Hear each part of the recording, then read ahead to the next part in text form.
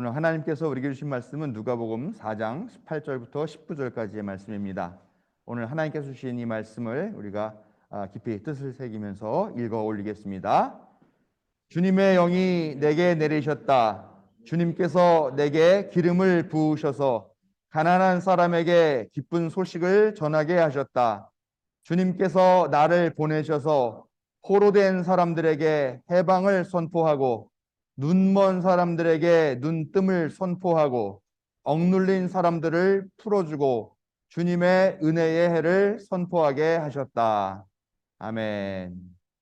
성탄의 계절, 예수님의 오심의 기쁨과 축복이 이 자리에 참여한 모두 위에 함께 하시기를 성부, 성자, 성령의 이름으로 축원합니다.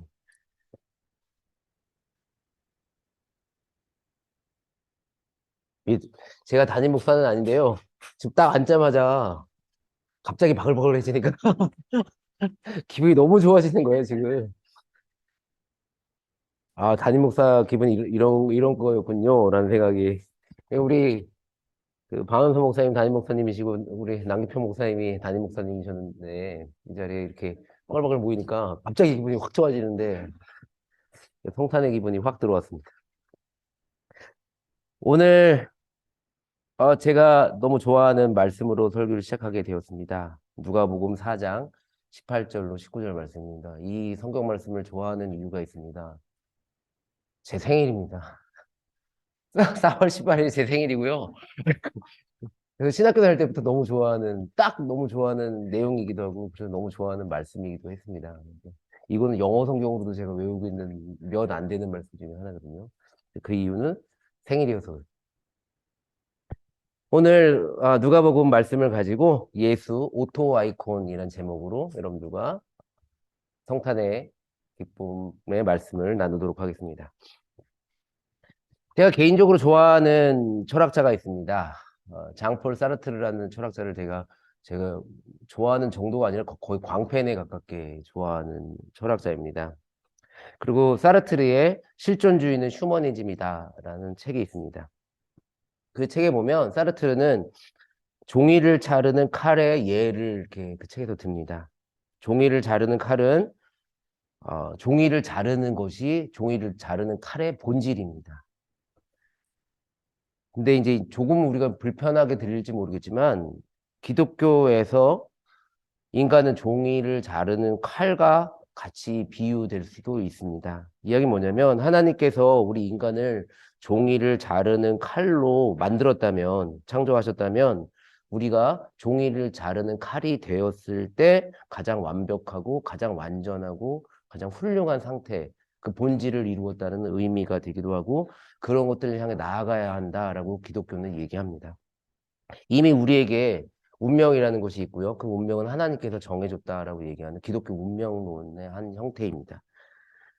근데 그러나 사르트르는 하나님이 우리를 종이를 자르는 칼과 같은 목적으로 창조했다라고 얘기하는 것을 거부합니다. 기독교의 운명론이라고 얘기하는 것을 거부한다는 말씀입니다. 인간에게 종이를 자르는 칼과 같이 정해진 본질과 같은 것은 없다라는 게 사르트르의 생각입니다. 인간은 자기가 무엇인지 스스로 결정할 수 있고 그 결정을 한 대로 살아가야 한다라는 얘기입니다. 그래서 사르트르의 되게 유명한 명제가 있는데요.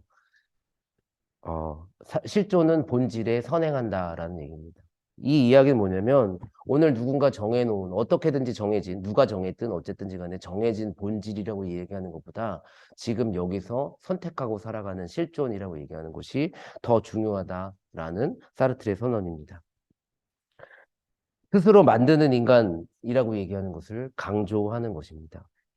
그런데 사람들이 이 이야기는 되게 좋아해서 많이들 얘기하거든요. 그 실존은 본질에 선행한다라는 말을 되게 많이 쓰는 말들인데요. 이 말은 사실 맥락이 좀 필요한 이야기입니다. 그것만 얘기하기는 좀 그런데요. 그 이야기가 되어지는 그 배경이라고 얘기하는 게 있다는 거죠. 2차 대전 때 프랑스는 되게 어려움을 당하게 됩니다. 독일이 쳐들어가고 프랑스 전역에 다 빼앗겼고 거기 괴뢰 정부가 서고 그래서 프랑스 사람들한테는 독일 나치 전체주의에라고 그들과 싸워서 이겨야 한다라고 얘기하는 목적이, 삶의 목적이 되게 분명했고요. 결국은 사르트르, 그 당시에 사르트르도 그 일들을 뭐 하기도 했지만 결국은 프랑스는 독일로부터 해방했고요. 그 목적을 완전하게 이루었습니다. 근데 문제가 생겼어요. 어떤 문제가 생겼냐면 그 목적을 프랑스가 전체적으로 목적을 이루고 나니까 이제 앞으로 뭘 해야 되지? 라고 얘기하는 거에 되게 어려움들을 당하게 된 거예요. 예전까지는 지금 45년도까지는 그 나치에 싸워서 이겨야 된다, 해방해야 된다. 그래서 프랑스 국민이요, 뭐 모이자, 단결하자 해서 했는데 결국으로 해방하고 나니까 어? 우리가 뭘 해야 되지? 라고 얘기하는 정신적 공황 상태 같은 때를 만나게 된 겁니다. 그래서 이 실존주의는 휴머니즘이다라고 얘기한 책이 우리는 책으로 알려져 있지만 사실은 이게 45년도 10월, 그러니까 그 프랑스가 해방되고 45년도 10월에 그 사르트르가 사람들을 향해 한 연설이었습니다. 그래서 되게 짧은 책인데요. 그 되게 그 연설이었습니다. 그래서 이제 프랑스는 무엇을 해야 되냐?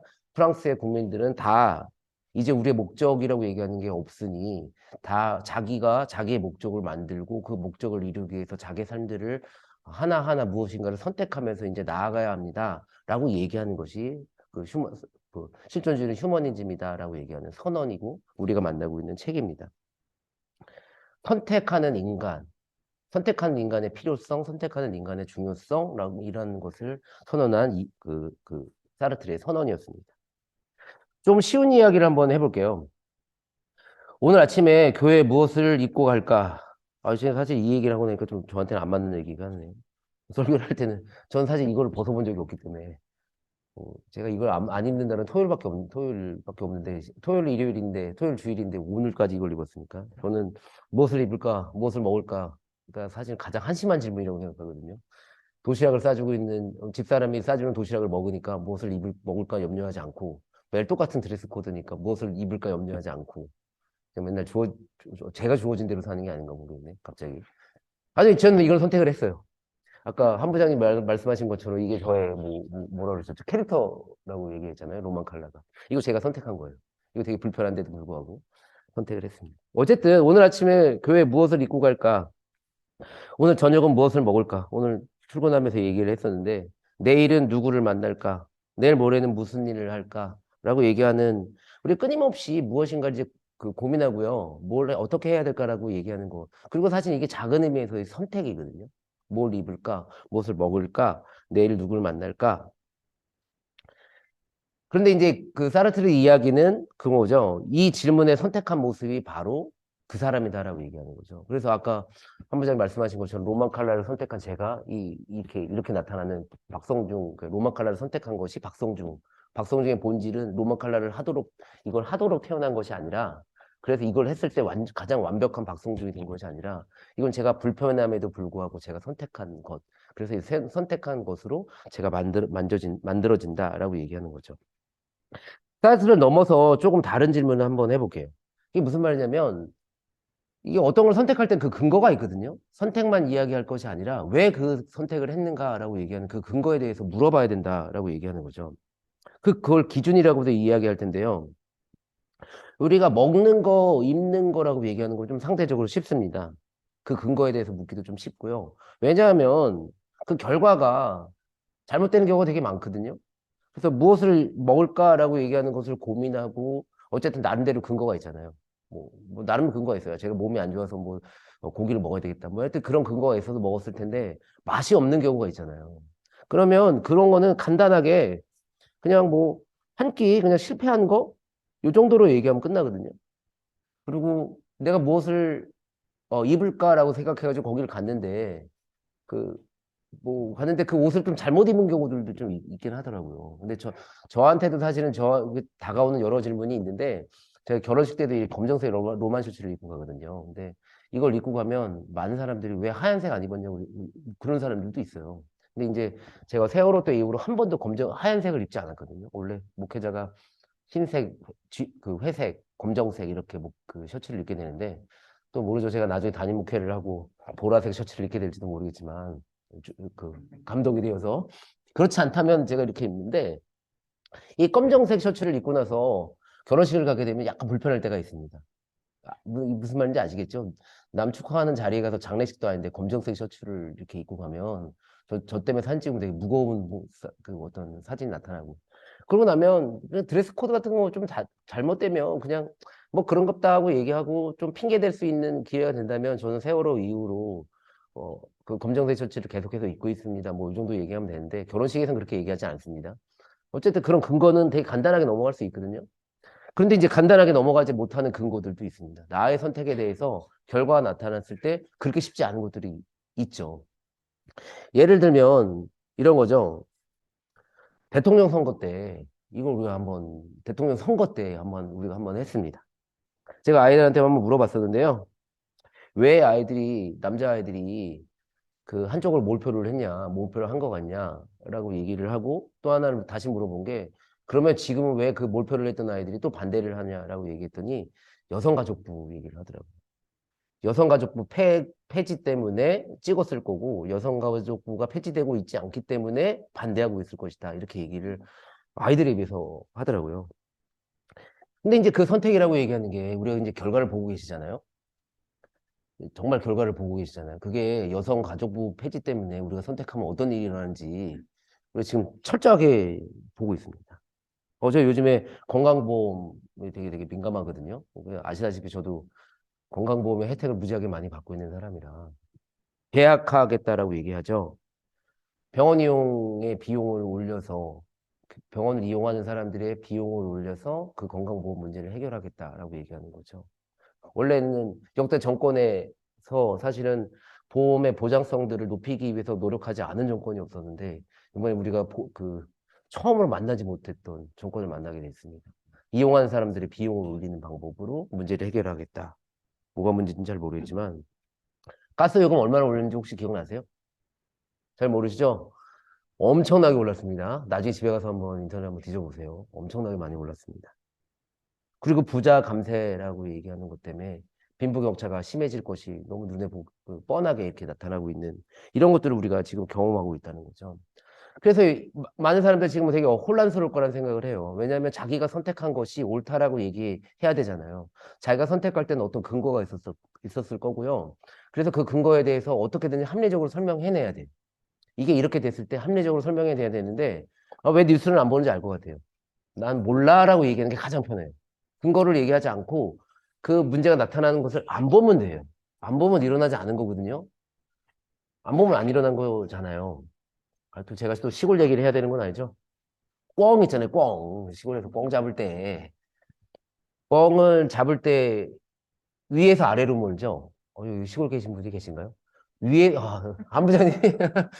꿩은 위에서, 아래에서 위로는 절대 잡을 수 없습니다. 위에서 아래로 모으는 겁니다. 그러면 이 꿩이 달아나다 머리를 박고 뒤에서 쫓아오는 사람이 안 보이면 자기가 없다고 생각하잖아요. 꿩 잡는 거 좀 어렸을 때 기억나요? 가가지고 그냥 꼬리를 잡았어요, 이렇게. 대가리 박은 걸 꼬리를 잡았어요. 그냥 그럼 잡더라고요. 근거에 대한 이야기도 자기가 선택한 결과에 대한 이야기가 너무 어려운 상태가 되어버렸어요. 자기가 선택한 결과 하나하나 나타나는데 그땐 나름대로 근거가 있었는데 그 한번 돌아보니 너무 힘들어요. 그럼 차라리 눈 감아버리면 되거든요. 학교에서 이제 아무도 그 얘기하지 않습니다.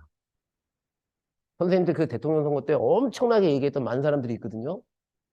뭐 이쪽이든 저쪽이든. 근데 지금은 아무도 얘기하지 않습니다. 어떻게 이렇게 문제가 많이 터지고 그런데도 불구하고 다 침묵해버리는 거 있잖아요. 진짜 꽝 잡는 것 같은 느낌이에요. 머리를 박고 닥치고 아무 말 안 하고. 실제 선택이라고 얘기하는 게 얼마나 어려운 일인지 제가 한번 얘기를 해볼게요.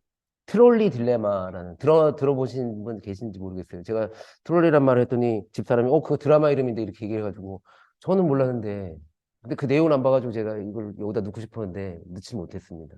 트롤리 딜레마라고 얘기하는 게 있는데요. 딜레마라고 얘기했으니까 이미 여러분들 눈치챘을 거예요. 그 딜레마라고 얘기했으니까 딜로 시작하니까요. DIL로 시작하면 듀오라는 라틴어에서 올 거니까 두 가지라고 얘기하는 게 될 거고요. 레마란 말 하면 이제 뭐 어려움을 당하는 어떤 이런 것들에 대해서 얘기할 텐데 그러면 그 딜레마라고 얘기를 했으니 두 가지 중에 이제 선택의 어려움이 있을 것이다 이렇게 얘기하는 거예요. 철길이 있습니다. 철길이로 기차가 달려옵니다. 이 철길에는 5명의 사람이 묶여 있습니다. 그래서 그냥 두면 5명의 사람이 철길에 묶여 있기 때문에 그 5명의 사람이 기차에 의해서 죽게 될 것입니다. 그런데 우리에게 선택의 권한이 있어요. 레버를 잡고 있어요. 레버가 있고요. 그 레버를 당길 수가 있어요. 근데 이 레버를 당기면 기차는 다른 철길로 가게 될 것입니다. 그러면 5명의 사람들을 피하게 될 것입니다. 그런데 레버를 당겨서 갈 수 있게 한 그 레버를 갈 그 새로운 길에는 한 명이 묶여 있습니다. 근데 이제 우리 레버를 당길 수 있는 상태가 있는 거예요. 가만히 있으면 돼요. 가만히 있으면 5명이 죽고요. 저는 아무 책임도 지지 않아도 돼요. 근데 한 명을 제가 당기면 5명을 살릴 수 있습니다. 이걸 5명을 살렸다고 얘기해야 되는지 한 명을 죽였다고 얘기해야 되는 건지 잘 모르겠는데 이게 딜레마예요. 어떻게 될지 잘 모르겠어요. 이 정도 되면 여러분들 어떻게 해야 되죠? 고민해 보세요. 또 다른 질문입니다. 또 철길입니다. 또 철길이 있는데요. 기차가 달려오고 있습니다. 기차는 왜 멈추지 않고 계속 달리는지 모르겠습니다. 이거 아이들하고 이런 얘기하면 억울로 떠들거든요. 뭐 기차가 가다가 멈출 수도 있습니다. 뭐 철길이 뭐 탈선할 수도 있습니다. 그런 다 조건들이 없어요. 우리는 할 수 있는 거 하나밖에 없는 거예요. 아까는 레버를 당기느냐. 이번엔 기차가 계속해서 가고 있습니다. 왜 역시 또 5명이 묶여 있습니다. 얘네들 왜 묶여 있냐고 묻지 않기로 했습니다. 하여튼 묶여 있는 거예요. 기차가 달리고 있습니다. 그런데 아까는 레버를 잡고 있었는데요. 이제는 철길 위에 다리가 하나 놓여 있고요. 그 다리 위에 제가 올라가 있는 것입니다. 그래서 그 철길 위에서 기차가 달리는 것을 너무도 잘 보고 있는 것입니다. 철길은 하나밖에 없고요. 그런데 이걸 어떻게 해야 되나라고 생각했는데 옆에 아주 뚱뚱한 사람이 있는 거예요. 아주 뚱뚱한 사람이 있는 거예요. 그래서 이렇게 생각해 본 거죠. 아, 저 뚱뚱한 사람을 저 철길로 밀어버리자. 밀어버리면 기차가 멈출 수 있을 것이다. 이것도 시비 안 걸기로 했어요. 뚱뚱한 사람 치고 가서 5명 집으면 어떻게 하냐 뭐 이런 식으로 얘기하지 않기로 했어요. 밀고 그 뚱뚱한 사람이 떨어지고 기차가 부딪히면 기차는 탈선할 거고요. 뚱뚱한 사람은 당연히 죽게 되겠죠. 죽게 될 거예요. 그런데 5명은 살릴 수 있습니다. 여러분은 어떻게 아시겠어요? 레버를 당기는 문제랑 뚱뚱한 사람 미는 거랑 조금씩 느낌이 달라요. 레버를 당기는 건 제가 적극적으로 나서는 거긴 하지만 선택을 안 할 수도 있고 뭐 여러 가지가 있는데 레버잖아요. 레버를 당기는 문제잖아요. 그냥 레버를 당기는 문제. 이제 뭐 또 이런 걸 하나 만지는 것 같은 느낌인 거잖아요. 근데 제가 뚱뚱한 사람을 진짜 미는 거는 그런 느낌이 다르잖아요. 근데 이제 그 트롤리 드라마의 것 중에 하나는 그 대전제는 살인을 해도 그 죄에 대해서 묻지 않겠다라고 얘기를 했어요. 그것도 전제. 물으면 당연히 안 하죠. 당연히 안 밀죠. 근데 쟤도 안 묻지는 않기로 했어요. 근데 어떻게 할 것인가? 되게 어렵거든요. 이런 거에 대해서 고민한 사람이 있습니다. 이게 제너미 벤담이라고 얘기하는 영국의 철학자, 법학자입니다. 이 사람이 기억해 주세요. 1748년에 태어나서 1832년에 죽은 사람, 1843년에 죽은 사람입니다. 이 벤담의 할아버지는 대법관이었고요. 이 아버지는 소송 대리인이었습니다. 법률가 집안이라는 뜻이고요. 되게 당연하겠죠. 되게 유복한 집안에서, 되게 부유한 집안에서 태어났고요. 3살에 라틴어를 배웠습니다. 이 3살이 아마 이번 정권에서 바뀌는 그 3살을 얘기하는 것 같아요. 우리 3살은 아닌 것 같아요. 우리 3살은 아니고요. 바뀐 정권의 3살일 것 같습니다. 라틴어를 배웠습니다. 대단하죠? 음악에도 재능이 있었는데 바이올린을 엄청나게 잘 연주를 했다고 합니다. 당연히 그렇겠죠. 유복하게 잘하고 뭐 이렇게 잘했으니까. 그러고 나서 벤담의 책 도덕과 입법의 원칙에 대한 서론입니다. 이거 설교 준비 때문에 이 책을 읽었는데요. 책이 이거보다 두껍습니다. 제가 왜 그런 짓을 했는지 잘 모르겠습니다. 이 1장에 보면 시작을 뭐라고 하냐면 소제목들이 하나씩 하나씩 달리는데 고통과 쾌락에 지배당하는 인류 이렇게 얘기합니다. 그러니까 벤담에게는 쾌락이라고 얘기하는 거 그리고 즐거움, 고통이라고 얘기하는 게 되게 선택의 가장 중요한 기준이라고 이야기합니다. 그리고 계속해서 글을 쓸 때 공동체의 이익이란 무엇일까? 공리의 원칙에 일치하는 행동은 무엇일까? 공리의 원칙에 일치하는 정부 정책은 무엇일까? 라고 이렇게 얘기합니다. 그러니까 딱 맞는 얘기죠. 입법의 원칙을 만들어낼 때 사용한 그 책을 썼으니까요. 그런데 입법의 원칙이 가장 중요한 건 뭐냐면 사람이 괴롭냐, 즐겁냐라고 얘기하는 거고, 괴롭다, 즐겁다라고 얘기하는 것을 양으로 잴 수 있다라고 얘기하는 이 사람은 양적 공리주의자라고 얘기하거든요. 공리주의입니다. 공공의 이익이 우선이라고 얘기하는 거죠. 그리고 결론적으로 공공의 이익이라고 얘기하는 것은 우리가 여러분 들어보신 분도 있을 거예요. 최대 다수의 최대 행복입니다. 그러니까 어떤 선택을 할 때 가장 중요한 것은 인간 모두 다가 아까 대전제에서 얘기한 것처럼 고통과 쾌락이라는 것에 우리 인간들은 모두 다 지배당한다. 그렇기 때문에 그것이 가장 중요하다. 그래서 어떤 선택을 할 때는 최대 다수가 최대 행복할 수 있는 방법을 선택해야 한다. 그것이 도덕과 입법의 원칙으로 충분하다. 그러다니까 이 사람은 도덕에 대한 이야기를 하지 않습니다. 트롤리 딜레마에 대한 벤담의 답은 여러분들 다 느끼셨죠? 어떤 게 최대 다수의 최대 행복이 될지. 하여튼 5명 죽이면 5명 살리면 돼요. 레버는 당기는 거고요. 뚱뚱한 사람은 미는 겁니다. 그러면 최대 다수의 최대 행복이 일어나게 됩니다. 그런데 이제 그 도덕과 입법의 원칙에 대한 서론에서 그 공리주의적인 답을 하는 그 벤담한테 좀 물어봤던, 좀 생각해 봐야 되는 이야기가 있습니다.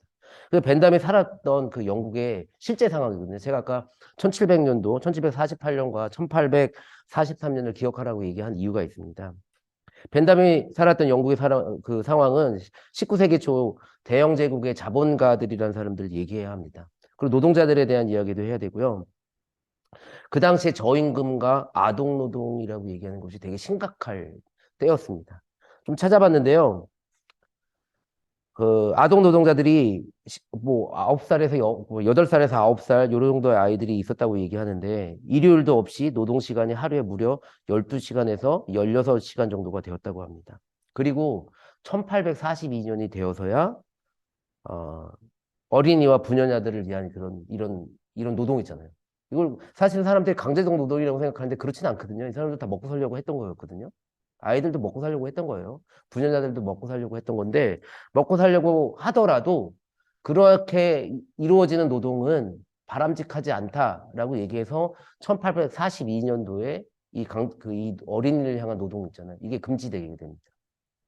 벤담이 43년도에 죽었다고 얘기했으니까 입법의 원리라고 얘기했던 최대 다수의 최대 행복이라고 얘기하는 걸 주장했을 때는 이 사람이 누구 편이었는지는 너무나 분명한 게 보입니다.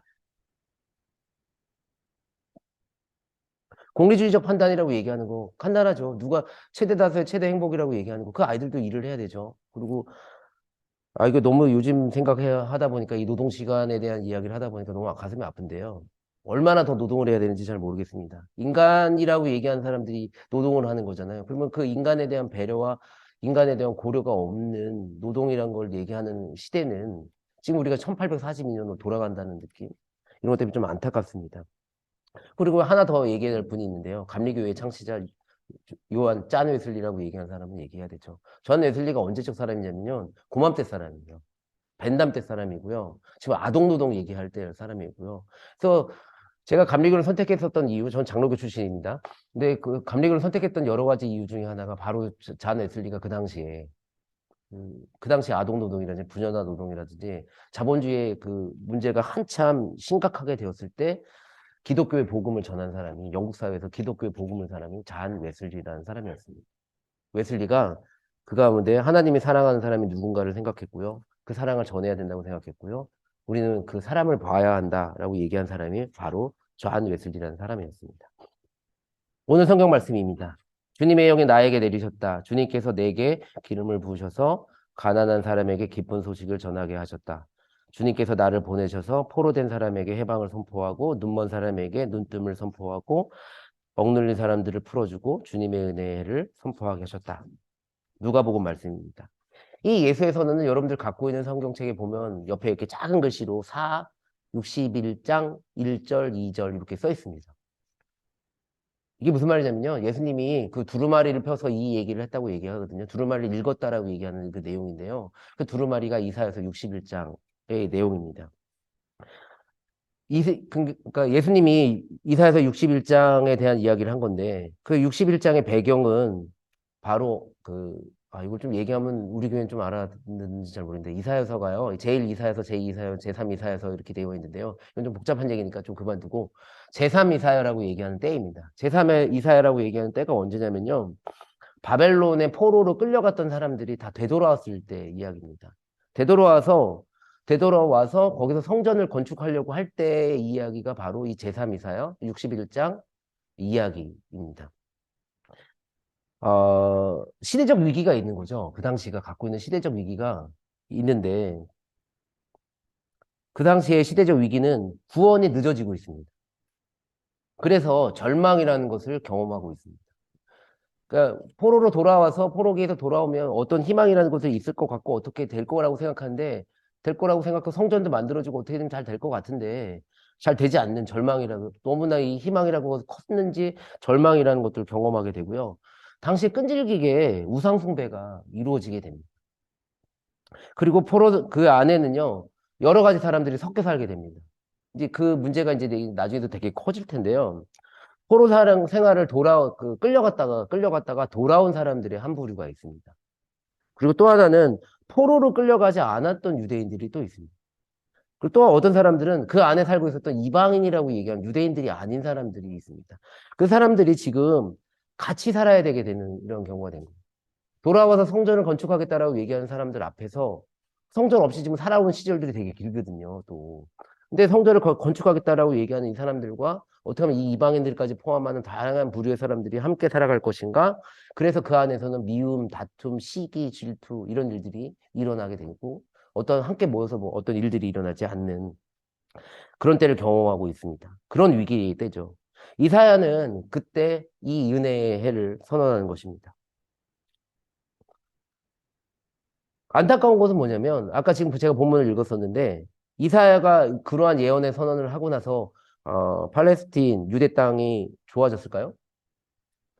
하나 낮은 거 없습니다. 진짜 하나 낮은 거 없습니다. 그래서 그때 같이 예언했던 그 예언자들 뭐 여러 명이 있는데 뭐 대표적인 뭐 학계 같은 사람들이 그 당시에 제3이사야의 이야기인데 그 당시에 지금 우상 숭배의 문제, 섞여 사는 사람들의 문제, 그리고 하나님의 희망이 이루어질 것 같은데 이루어지지 않아서 어려움을 당하고 있는 이때 주님의 은혜를 이사야가 담대하게 선포를 했는데 그 예언은 이루어지지 않았다라고 얘기하는 거죠. 근데 이제 중요한 건 뭐냐면 이사야가 누구를 받는가라고 얘기하는 거죠. 그 선언에 누구를 바라보고 있는가라고 얘기하는 게 바로 낮은 사람들, 하나님의 사랑이 필요한 사람들, 이런 사람들을 이사야가 보고 있다라고 얘기하는 거. 그게 될 가능성이 있다 없다라고 얘기하는 걸 보는 건 아니에요. 하나님의 사랑이 필요한 사람이 누구이고 그 사람들한테 어떤 사랑이 필요하고 그 사람들을 바라봐야 한다는 것이 이사야의 이야기였습니다. 그리고 다시 이 이사야에서 이야기를 예수님이 끌어내게 되죠. 예수님이 뭐 자기의 그 복음을 선언하면서 거의 첫 번째 선언에 가까운 이야기를 그 이사야서의 이야기를 끌어다가 이야기를 하게 됩니다. 근데 이 당시는 또 재미있는 시대잖아요. 로마 제국의 식민지 시대였고요. 종교적 상황으로 얘기하면 식민지 지배자들과 타협한 종교 지도자들이라는 사람들이 있습니다. 종교 지도자들이 식민지에 타협하는 그 정치 지도자들과 타협하는 대가로 자기의 종교적 지위를 유지하고 있는 사람들이 있었던 때였죠. 상황은 이사회와 다르지만 그만큼 어려운 때를 살아가고 있는 사람들이죠. 그리고 그 가운데 가장 어렵던 사람들이라고 얘기하는 사람들이 누구냐면 가난한 사람들, 포로된 사람들, 눈먼 사람들, 억눌린 사람들 이런 사람들이 있었고요. 그 사람들한테 하나님의 은혜가 선포되어야 한다. 그것이 하나님의 나라다. 선언한 사람이 바로 예수라고 얘기하는 사람인 거죠. 아시다시피 이 이야기를 벤담의 이야기를 다시 한번 끌어다 붙여볼게요. 정말 합리적이지 않은 선택입니다. 공공의 이익에 전혀 맞지 않습니다. 그 사람들을 위해서 한다라는 것이 아마 로마 제국의 전체적인 이익, 팍스 로마라고 얘기하는 로마 제국의 평화라고 얘기하는데 전혀 도움이 되지 않고요. 그 사람들 신경 쓰는 게 이렇게 도움이 되지 않습니다. 오늘 식으로 한번 얘기해 볼까요? 몸이 불편하신 분들을 위해서 돈을 쓰는 건요. 별로 도움이 되지 않고 공공의 이익이 그렇게 되지 않습니다. 돈만 들어가는 곳입니다. 공부 못하는 아이들한테 투자하는 거 돈만 들어가는 행동입니다. 사회에 도움이 되어 보이지 않습니다. 하지만 공공의 이익과 합리성이라고 얘기하는 것이 우리를 지배하는 것이 과연 맞는가라고 얘기하는 것. 이걸 이사야가 그리고 예수가 우리한테 보여주는 질문이 아닐까. 오히려 우리가 바라봐야 되는 것은 합리성과 공공의 이익이 아니라 오늘 우리가 사람이라고 얘기하는 것을 바라봐야 되지 않을까라는 이야기입니다. 가난한 자, 포로된 자, 눈먼 사람들, 억눌린 사람들이라고 얘기하는 그 사람들을 바라보는 것이 그리고 사람들을 바라보고 생각하고 결정하는 것이 중요하다라고 얘기하는 것을 예수가 보여주는 것은 아닐까라는 이야기입니다. 벤담은 최대 다수의 최대 행복, 공리주의자, 양적 공리주의자입니다. 이 사람이 얼마나 양적 공리주의자냐면 그 사람 자기가 죽었을 때 이 시신 있잖아요. 죽은 시신. 그것도 함부로 버려지거나 그러니까 땅에 묻히는 것이 별로 이렇게 이익이 되지 않는다고 생각한 것 같아요. 그래서 이 사람이 자기를 그 동상이나 아니면 뭐 이렇게 사용하는 것보다 땅에 묻는 것보다 자기를 시신을 보존해서 전시한 거나 해부를 할 때 사용하는 것이 있는데 그걸 오토 아이콘, 오늘 제목입니다. 오토 아이콘이라고 얘기하는데 땅에 묻지 않고요. 동상을 세지 않고요. 그 사람의 몸을 또 이용하는 거죠. 공공의 이익을 위해서 이용하는 것. 이걸 오토 아이콘이라고 얘기하는데 이 오토 아이콘을 주장했던 사람이고요. 벤담의 박제가 됐습니다. 지금 영국에 박제가 되어 있습니다. 그래서 이 벤담이 오토 아이콘을 자기가 개념을 주장했었는데 자기가 오토 아이콘이 되었고요. 그리고 이 오토 아이콘이 되어서 시신이 박제된 거는 1850년인데요. 유니버시티 칼리지 런던이라는 곳에 박제로 전시가 돼요. 그래서요, 재밌는 건요, 현재까지도 대학의 고문이랍니다. 벤담이. 그래서 이 대학에서 종종 이사회를 열고요. 중요한 결정을 하게 되면요.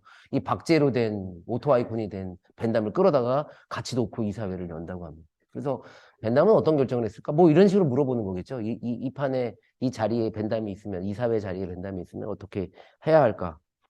합리적 판단, 공리적 판단을 하겠다라고 얘기하는 그런 걸 텐데 오늘 로마 제국의 식민지 종교적 타락을 경험하고 있는 예수의 선언이라고 얘기하는 것은 그렇게 합리적으로 보이지 않습니다. 판단에 있어서 가난한 사람들, 포로된 사람들, 눈먼 사람들, 억눌린 사람들 이런 사람들을 보는 것은요.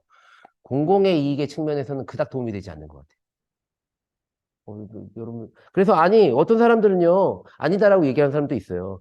이걸 합리적으로 설명하려고 되게 애쓰는 사람들이 있거든요. 가난한 사람들한테 애쓰는 거, 불편한 사람들에게 도움을 주는 거 이런 것들이 도움이 된다라고 합리적으로 설명하려고 하는 사람들도 있어요.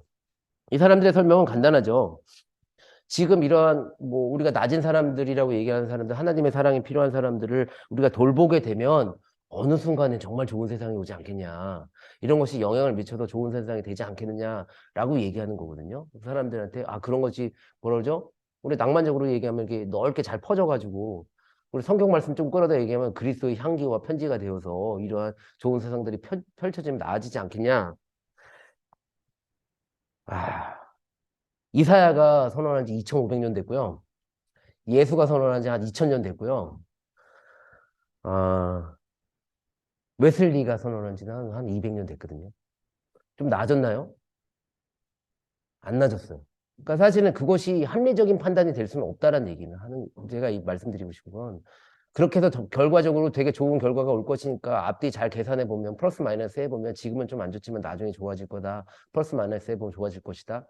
그런 합리적인 건 없다는 거죠. 그런 공공의 이익이라는 없다는 거죠. 하지만 우리가 그리스도인이잖아요. 그리스도인이면 우리가 바라봐야 될 것들이 있다라고 얘기하는 거고요. 우리가 합리적인 판단, 공공의 이익, 쾌락과 즐거움의 증진라고 얘기하는 것보다 더 먼저 우리가 생각해야 될 판단의 근거라고 얘기하는 걸 한번 좀 생각해 보자라고 얘기하는 거군요. 여기서 좀 어려움이 닥쳤습니다. 우리 집사람이 좀 더 저를 이제 그렇게 생각하는데 좀 해야겠습니다. 12구 이태원 참사 때 좀 생각해 봐야 될 것 같은데, 이게 어떤 것이 우선이었는지 한번 생각해 봐야 될 것 같아요. 음모이론 얘기하는 사람이라고 얘기를 얘기하겠지만, 마약 단속이 우선이었는지, 대통령 관절을 지키는 게 우선이었는지, 전 사실은 정무적으로 무엇이 옳았는지는 잘 모르겠어요. 그건 정무적 판단, 합리적 판단, 공리적 판단을 하겠죠. 그래서 그게 옳았을지도 모르겠어요. 그래서 저도 학교에 있지만 학교에서도 이거 벤담의 그 양적 공리주의적 판단이 되게 많거든요. 사람을 다 볼 수는 없어요. 그러니까 저희 수업할 때 저희가 35명 비교 책이 되게 많은 클래스의 학교인데 제가 목사니까 종교 수업을 할 때 35명 다 보고 가야 된다. 맞죠? 저도 그 정무적 판단을 하거든요. 그 5명의 질문을 다 받았다가는 아이들 진도가 나가지 않거든요. 5명 버리고 가는 거거든요. 30명을 위해서. 저도 정무적 판단을 해요. 그러고 나서 그래서 할 수 있는 거라고는 그 5명의 삐진 아이들을 복도에서 만났을 때 쪼꼬레 주는 거 정도? 그래서 내가 본심은 그렇지 않았다라고 얘기하는 그 정도로 넘어가는 거죠. 잘 모르겠어요. 이태원 참사 정무적 판단이 어땠는지 잘 모르겠는데 그 다음에 제가 실망한 걸 제가 목사니까 좀 실망한 부분에 대한 이야기를 할게요. 도의적 책임을 지는 사람이 그 안에 사람을 보는 사람이 없는 거예요. 그러니까 그거 옳다 그르다라고 얘기하는 거야. 뭐 하겠죠. 어떻게든지 하겠죠. 그렇지만 그런 일들이 일어난 거에 대한 미안함을 느끼는 사람이 없다는 거죠. 아까 제 자랑이었던 거 살짝 느끼셨는지 모르겠지만 저 5명 쪼꼬리 준다고 얘기했어요. 쪼꼬리를 주는 사람이 없어요. 가가지고 미안하다고 사과하는 사람이 없고요. 내가 이럴 수밖에 없었다. 진도는 빼야 됐고 그렇기 때문에 이럴 수밖에 없었다라고 얘기하는 사람이 없는 거예요. 누구도 사과하지 않고 미안해하지 않고 얼굴 쳐다보지 않고 이름 보지 않고 이게 문제가 있다라고 얘기하는 거죠. 도대체 거기 안에 그 정부적 판단이라고 얘기하는 거 앞에 그 판단의 근거라고 얘기하는 거 앞에 사람이라고 얘기하는 것은 그 판단에 들어가지 않았다라고 얘기하는 것이 되게 슬프다는 거죠. 예수의 판단이라고 얘기하는 것, 이사의 판단이라고 얘기하는 것, 잔 웨슬리의 판단이라고 얘기하는 것은 바로 그 사람이라고 얘기하는 것이 어떤 판단이든 간에 아마 잔 웨슬리가 가난한 사람들을 위한 빈문 기관을 만들고 사람들 도와줄 때 거기에 누구를 넣어야 될까라고 얘기할 때 아마 웨슬리도 정무적 판단을 했었을 거예요. 다 받을 수는 없으니까.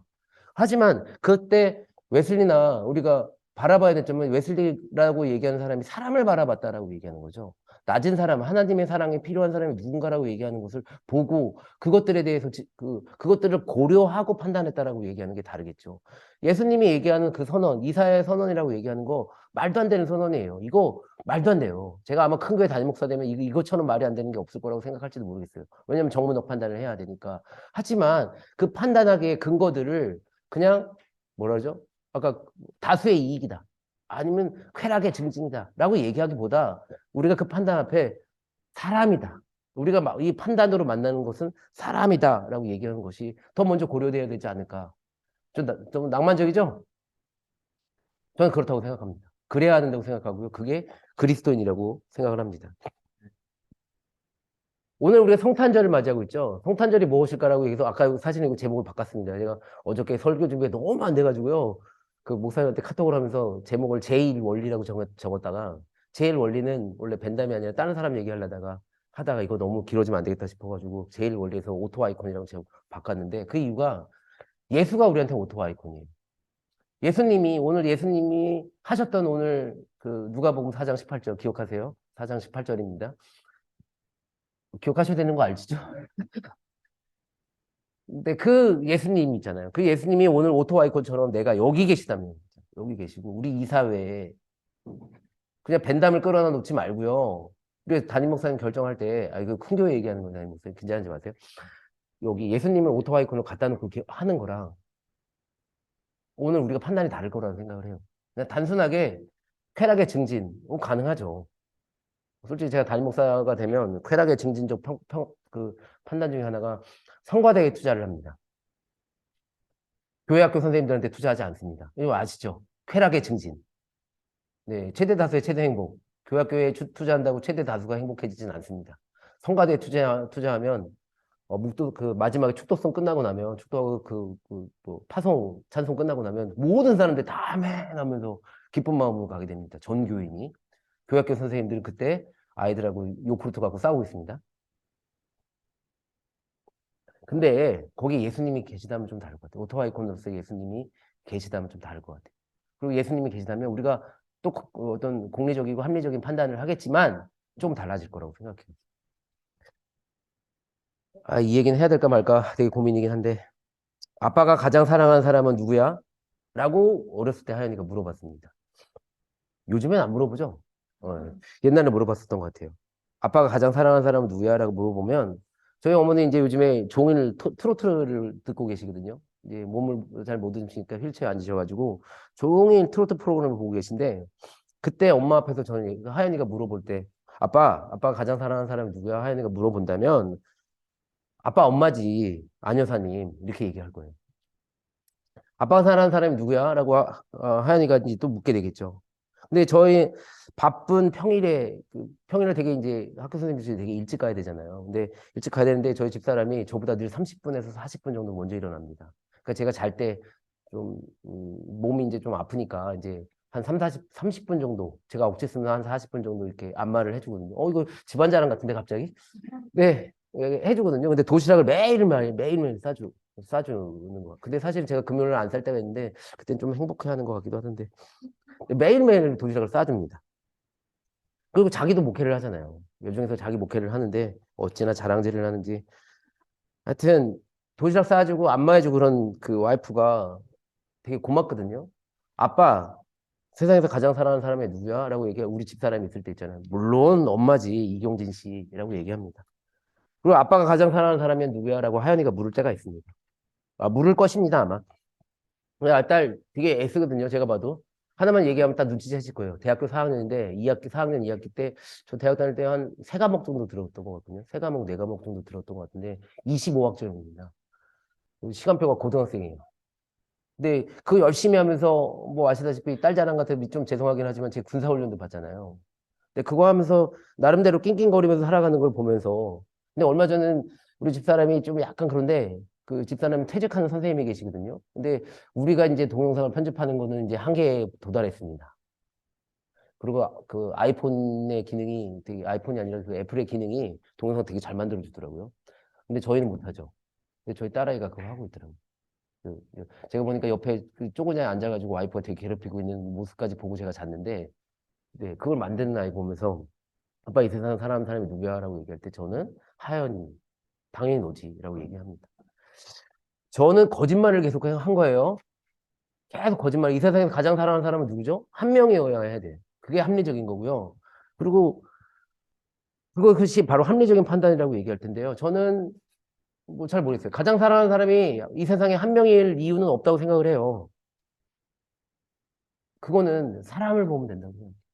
그 당시에 가장 필요한 사람이 누구였는가? 우리가 사랑해야 할 사람이 누군가라고 바라보면 좀 달라질 거예요. 그건 우리 엄마가 돼도요. 제가 엄마라고 얘기했다고 두 여자가 삐지는 않더라고요. 제가 집사람이라고 얘기한다고 해서 두 여자가 또 삐지지 않고, 우리 집 다 여자만 있지. 딸이라고 얘기한다고 삐지진 않더라고요. 그러니까 중요한 건 왜냐면 사람을 봤기 때문이 아닐까라는 생각을 해요. 모든 사람들이 사람을 바라봤을 때 판단하는 것들은 우리가 지금 생각하는 거랑은 좀 다를 거라는 생각이 들어요. 성탄의 절기는 오토 아이콘으로 오신 예수님을 기억하는 것입니다. 예수를 우리 삶에 놓고 예수처럼 선택하는 것이 무엇인지 묻고, 그리고 예수처럼 선택하는 것, 그것이 합리적 판단과 공리적 판단에 앞서 우리 그리스도인의 선택이 되어야 한다. 예수님께서 우리에게 누가복음 4장 18절 통해서 보여준 말씀이 아닌가 생각합니다. 성탄을 맞이하여 예수를 바라보며 사람을 사랑하는 예수를 따르는 우리 모두가 되기를 바랍니다. 사람이 무엇보다 중요한 근거임을 다시 한번 깨닫는 우리가 되길 바랍니다. 그리고 하나님께서 사랑한 그 사람을 사랑하는 우리가 되기를 바랍니다.